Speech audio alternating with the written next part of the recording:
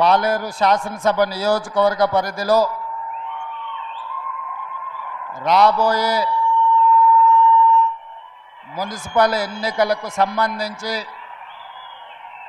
సన్నాహక సమావేశాన్ని ఏర్పాటు చేసి మమ్మల్ని ఆహ్వానించిన మిత్రులు, మీ అభిమాన నాయకుడు రెవెన్యూ శాఖ మంత్రివర్యులు పొంగులేటి శ్రీనివాసరెడ్డి గారు, ఈ కార్యక్రమంలో నాతో పాటు ముఖ్య అతిథులుగా విచ్చేసిన ఉప ముఖ్యమంత్రి వర్యులు బట్టి విక్రమార్క గారు, అదేవిధంగా ఖమ్మం జిల్లా ఇన్ఛార్జ్ మంత్రివర్యులు వాకిటి శ్రీహరి గారు, సాగునీటి పారుదల శాఖ మంత్రివర్యులు మరియు పౌర సరఫరాల శాఖ మంత్రివర్యులు పెద్దలు ఉత్తమ్ కుమార్ రెడ్డి గారు, అదేవిధంగా వ్యవసాయ శాఖ మంత్రివర్యులు పెద్దలు గౌరవనీయులు తుమ్మల నాగేశ్వరరావు గారు, అదేవిధంగా ఖమ్మం జిల్లా పార్లమెంట్ సభ్యులు రఘురామరెడ్డి గారు, నాగర్ కర్నూలు పార్లమెంట్ సభ్యులు డాక్టర్ మల్లు రవి గారు, అదేవిధంగా ప్రభుత్వ ప్రత్యేక సలహాదారులు వేం నరేందర్ రెడ్డి గారు, శాసనసభ్యులు మిత్రులు రామ్దాస్ నాయక్ గారు, అదేవిధంగా శాసనసభ్యురాలు సోదరిమణి మట్టా రాగమయ్య గారు, అదేవిధంగా శాసనసభ్యులు మిత్రులు కోరం కనకయ్య గారు, శాసనసభ్యులు మిత్రులు పాయం వెంకటేశ్వర్లు గారు, అదేవిధంగా శాసనసభ్యులు మిత్రులు జారే ఆది నారాయణ గారు, అదేవిధంగా భద్రాచలం శాసనసభ్యులు తెర్లం వెంకట్రావు గారు, వివిధ కార్పొరేషన్లకు సంబంధించిన చైర్మన్లు, జిల్లా పార్టీ అధ్యక్షులు, వివిధ హోదాలలో ఉన్న పార్టీ నాయకులు, ప్రాణ సమానులైన కాంగ్రెస్ పార్టీ కార్యకర్తలందరికీ హృదయపూర్వకంగా నమస్కారాలు. మిత్రులారా, మొట్టమొదటిసారి రాజకీయ ప్రయాణం ఖమ్మం జిల్లా 2007-8 సంవత్సరంలో నేను ఈ జిల్లాకు రావడం జరిగింది.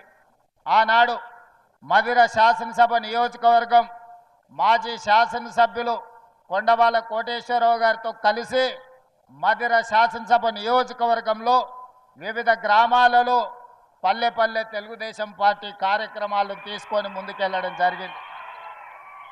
ఆ రోజే మొట్టమొదటిసారి మా మిత్రులు బట్టి విక్రమార్క గారి సొంత ఊరు చూడాలి, వారి పెద్దన్న మల్లు అనంతరాములు గారు మా అభిమాన నాయకుడు, ఆ ప్రాంతంలో మా కుటుంబాలకు అత్యంత సన్నిహితుడు అని చెప్పి ఆ గ్రామాన్ని చూడాలన్న ఆసక్తితో స్నానాల లక్ష్మీపురం 2007-8 సంవత్సరంలో ఆ గ్రామానికి వెళ్ళి మల్లు అనంతరాములు గారి ఇల్లు, ఆ గ్రామాన్ని చూడడం జరిగింది. ఆ రోజు నుంచి ఈ రోజు వరకు, ఆ రోజు మొట్టమొదటిసారిగా శాసన మండలి సభ్యుడిగా ఈ ఖమ్మం ప్రాంతానికి నేను రావడం జరిగింది. ఆ రోజు నుంచి ఈ రోజు వరకు దాదాపుగా 19-20 సంవత్సరాలలో ఏ రోజు కూడా ఈ ఖమ్మం జిల్లాకు ఏ కార్యక్రమాలలో వచ్చినా మీరు మనసు నిండుగా ఆశీర్వదించి మీ గుండెల నిండా అభిమానాన్ని ప్రదర్శించి శాసన మండలి సభ్యుడి నుంచి తెలంగాణ రాష్ట్ర ముఖ్యమంత్రిగా బాధ్యతలు చేపట్టే వరకు ఖమ్మం జిల్లా ప్రజలు నిండు మనసుతో ఆశీర్వదించి ఈరోజు ముఖ్యమంత్రి స్థాయికి ఎదగడానికి మీరందరూ అండగా నిలబడ్డందుకు మనస్ఫూర్తిగా మీ అందరికీ ధన్యవాదాలు తెలియజేస్తున్న మిత్రులారా. అదేవిధంగా మిత్రులారా, ఈ సందర్భంగా ఇద్దరు గొప్ప వ్యక్తులను సంక్షేమ పథకాలను అమలు చేయడంలో పేదవాళ్ళ గుండెల్లో శాశ్వతంగా చిరస్థాయిగా వాళ్ళ పేర్లు నిలిచిపోయినాయి. వాళ్ళ ఇద్దరిని ఈనాడు మనం స్మరించుకోవాల్సిన అవసరం ఉన్నది. అందుకే ఈనాడు ఈరోజు విషాదకరమైన రోజు, అన్న నందమూరి తారక రామారావు గారి వర్ధంతి. ఒక గొప్ప నాయకుడు, ఒకనాడు తెలుగు వాళ్ళంటే మదరాసీలని పిలుస్తున్న సందర్భంలో తెలుగువాడి ఆత్మగౌరవాన్ని ప్రపంచానికే చాటి చెప్పిన గొప్ప నాయకుడు నందమూరి తారక రామారావు గారని ఈ వేదిక మీద నుంచి సగర్వంగా నేను తెలియజేస్తున్నా. అదే కాదు, ఆనాడు పేదవాడికి పట్టెడు అన్నం పెట్టాలి, పేదవాడి కడుపు నింపాలి, పేదవాడి కళ్ళల్లో ఆనందం చూడాలి అని ఆనాడు 2 రూపాయలకే కిలో బియ్యం పథకాన్ని ప్రవేశపెట్టి ప్రతి పేదవాడికి తెల్లన్నం తినే అవకాశం ఆనాడు పెద్దలు తారక రామారావు గారు అవకాశం ఇచ్చారు. ఈనాడు ఆ రోజు ఎన్టీ రామారావు గారు ప్రవేశపెట్టిన 2 రూపాయల కిలో బియ్యం పథకాన్ని ఈరోజు ఉత్తమ్ కుమార్ రెడ్డి గారు పౌర సరఫరాల శాఖ మంత్రిగా బాధ్యత చేపట్టిన తర్వాత ఈ పథకాన్ని ఇంకా వినూత్నంగా పేదలకు అందుబాటులోకి తీసుకెళ్లాలి అని దొడ్డు బియ్యం కాదు సన్న బియ్యం ఇవ్వాలి, నాణ్యమైన బియ్యం ఇవ్వడం ద్వారా ప్రతి పేదవాడి కడుపు నింపాలి అని ఈరోజు రాష్ట్రంలో 3,17,00,000 మందికి ప్రతి వ్యక్తికి 6 కిలోలు ఉచితంగా సన్న బియ్యం పథకాన్ని ప్రవేశపెట్టి ఈరోజు ప్రతి పేదవాడిని కడుపు నింపాలి, ప్రతి పేదవాడి ఆకలి తీర్చాలి అని ఈ పథకాన్ని కొనసాగిస్తున్నాం. గత ప్రభుత్వంలో మీకు తెలుసు, రేషన్ కార్డు రావాలి అనంటే ఉన్నోళ్ళు ఎవరన్నా చనిపోవాలి అనే పరిస్థితి ఉండే. కానీ మన ప్రభుత్వం వచ్చిన తర్వాత ప్రజా పాలనలో లక్షలాది రేషన్ కార్డులు పేదవాళ్ళకు అందించి ఆ రేషన్ కార్డులు ఇచ్చిన ప్రతి వాళ్లకు సన్న బియ్యం పేదవాళ్లకు తీసుకొచ్చి ఇచ్చి పేదవాడి కడుపు నింపే ప్రయత్నం మన ప్రభుత్వం చేస్తున్నది. ఈ వేదిక మీద నుంచి పెద్దలు ఉత్తమ్ కుమార్ రెడ్డి గారికి నేను సూచన చేస్తున్నా, ఇంకా ఎవరైనా తెలంగాణ రాష్ట్ర నలుమూలలో రేషన్ కార్డు రాని వాళ్ళు ఎవరున్నా ప్రతి పేదవాడికి రేషన్ కార్డు ఇవ్వండి, రేషన్ కార్డు ఇచ్చిన ప్రతి వాడికి సన్న బియ్యం ఇవ్వండి. పేదవాడిని ఆకలి తీర్చడమే మన లక్ష్యము. ఇదే నందమూరి తారక రామారావు గారికి ఘనమైన నివాళి అని నేను ఈ సందర్భంగా చెప్తున్నా.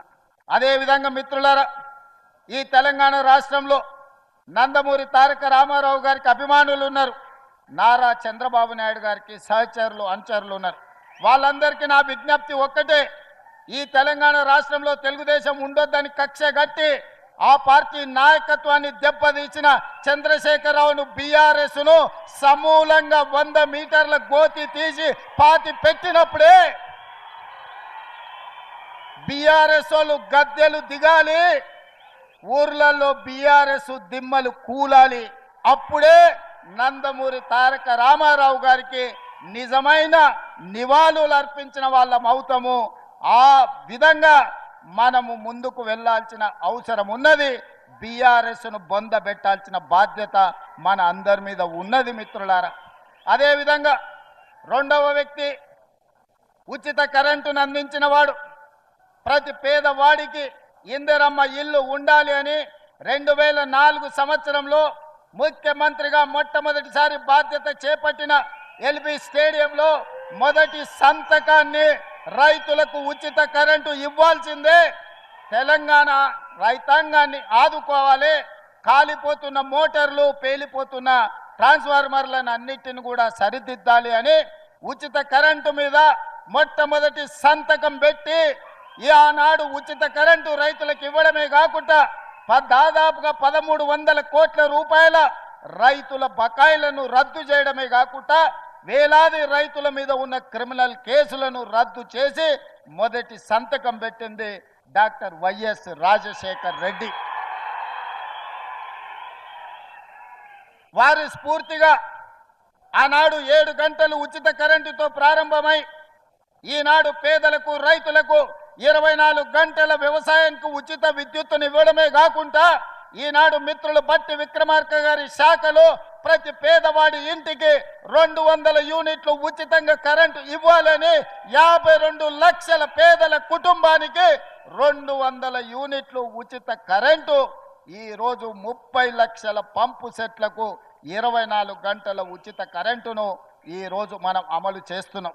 ఆనాడు 2004 నుంచి 2014 వరకు 10 సంవత్సరాలలో ప్రతి పేదవాడికి తండాలలో గూడాలలో మారుమూల పల్లెల్లో ఇందిరమ్మ ఇండ్లు కట్టాలి, పేదవాడి ఆత్మ గౌరవాన్ని నిలబెట్టాలని 25 లక్షల ఇండ్లను ఆనాడు డాక్టర్ వైఎస్ రాజశేఖర రెడ్డి గారు యూపీఏ ప్రభుత్వంలో సోనియా గాంధీ గారు పేదలకు ఇల్లు ఇచ్చారు. మరి తెలంగాణ వచ్చిన 10 సంవత్సరాలలో డబుల్ బెడ్రూమ్ ఇండ్లని మనల్ని ఊరిచ్చిండు. మీకెవరికైనా డబుల్ బెడ్రూమ్ ఇల్లు ఇచ్చిండా అని నేను అడుగుతున్నా. ఎవరికైనా వచ్చిందా? ఎవరైనా డబుల్ బెడ్రూమ్ ఇల్లు కట్టుకున్నారా?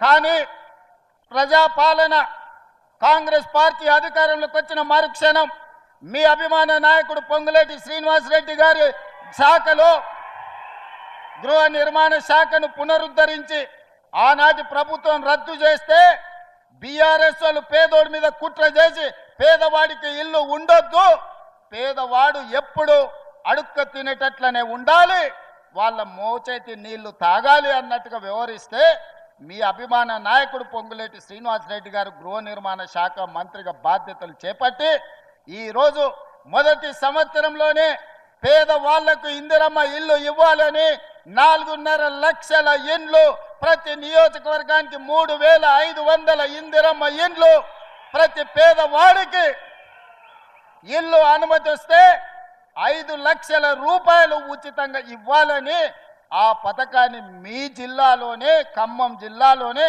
భద్రాద్రి రాముల వారి సాక్షిగా మనం ఆ పథకాన్ని ప్రవేశపెట్టుకున్నాం. గృహ ప్రవేశాలు కూడా మళ్ళీ ఇక్కడనే వచ్చినాం.